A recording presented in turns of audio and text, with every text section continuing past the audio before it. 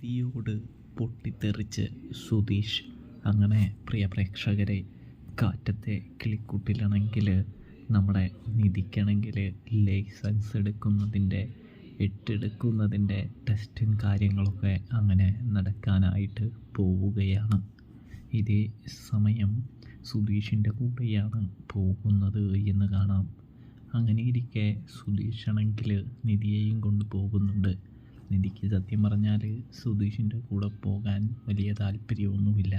കാരണം ഒരുപാട് കള്ളം പറയുന്ന ആളാണ്, അതുകൊണ്ട് മാത്രം.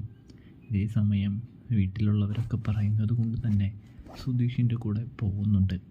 അവിടെ ചെന്ന് വണ്ടി ഓടിക്കാൻ തുടങ്ങുന്ന നിധിയാണെങ്കിൽ തുടക്കം നന്നായിട്ട് തന്നെ എടുക്കുന്നുണ്ടെങ്കിലും പെട്ടെന്ന് തന്നെ വണ്ടി ഓഫായി പോകുന്നൊരു കാഴ്ചയാണ് കാണാൻ സാധിക്കുക. അപ്പോഴേക്കും പോലീസുകാരനൊക്കെ നിധിയെ കണ്ട് നെറ്റിച്ചുളിച്ച് തുടങ്ങിയിരിക്കുകയാണ്.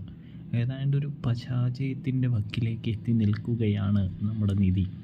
ഇതേ സമയം എനിക്ക് പറ്റില്ല എന്ന് പറഞ്ഞുകൊണ്ട് നിധി അവിടെ നിന്ന് സുധീഷിൻ്റെ അടുത്തേക്ക് ചെല്ലുന്നുണ്ട്.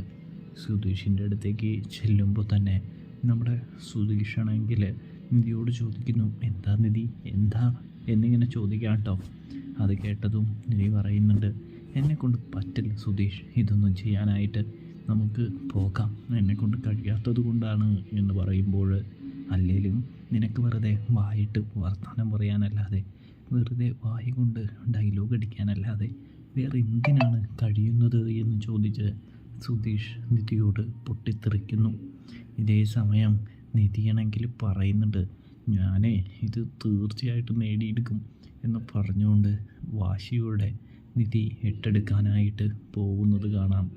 ഇതേ സമയം സുധീഷിൻ്റെ പദ്ധതി വിജയിക്കുകയാണ്. അതുതന്നെയാണ് സുധീഷിനും വേണ്ടത്. അതായത് നിധിയെ വാശി കയറ്റുമ്പോൾ നിധി തന്നോടുള്ള ദേഷ്യം കൊണ്ട് അതെടുക്കുമെന്ന് സുധീഷിനറിയാം. അതുകൊണ്ട് സുധീഷ് തന്ത്രപൂർവ്വം തന്നെ നിധിയോട് ദേഷ്യപ്പെടുന്നൊരു കാഴ്ചയാണ് കാണാനായിട്ട് കഴിയുക. ഇതേ സമയം നിധി അതിൽ വിജയിക്കുന്ന കാഴ്ചയും കാണാൻ സാധിക്കും.